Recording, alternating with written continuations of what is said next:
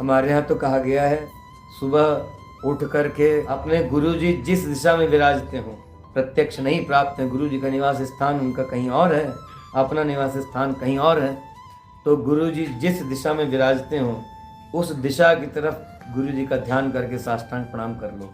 जहाँ वहीं से अपने बिस्तर से उतरो, अपने ही कमरे में धरती पर लेट करके साष्टांग प्रणाम, पुरुषों को साष्टांग प्रणाम जिधर अपने गुरुजी निवास करते हैं उधर, और स्त्रियां जिसका जैसा पंचांग षडंग प्रणाम का नियम है वैसा करें। छू करके प्रणाम करना, गुरु को चरण छू करके प्रणाम करना पड़ेगा, ये कोई जरूरी बात नहीं है। और नियम नहीं, वैष्णव के लिए नियम नहीं किया गया है।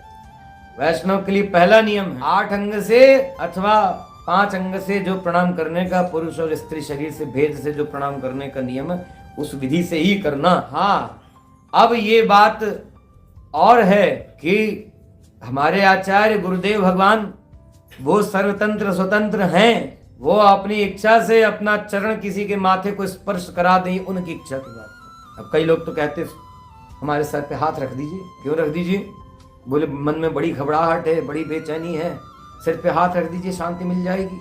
आज तो बात हो रही है सरयोगी स्वामी जी का ध्यान मात्र करने से। अरे गुरुजी का महत्व, गुरुजी का स्थान, गुरुजी का प्रभाव भगवान से अधिक है, ये तो सब बोलते हैं ना। गुरुजी का महत्व भगवान से जब अधिक है तो सरयोगी स्वामी तो भगवान का ध्यान कर रहे हैं। और ये जिनके लिए कहा गया हरे ऋत्युच्यमान, भगवान का नाम ले रहे हैं, हरि हरि उच्चारण कर रहे हैं। और ये हरि हरि उच्चारण करने के कारण क्या हो रहा है? महारवस्य हृदय प्रवेशेन, वह जो ध्वनि है, हरि हरि उच्चारण करने की जो शब्द ध्वनि है वो प्रवेश कर रही है कान से, तो हृदय में शीतलता हो रही है। ये भगवान का नाम, भगवान का गुण स्मरण करने की बात है।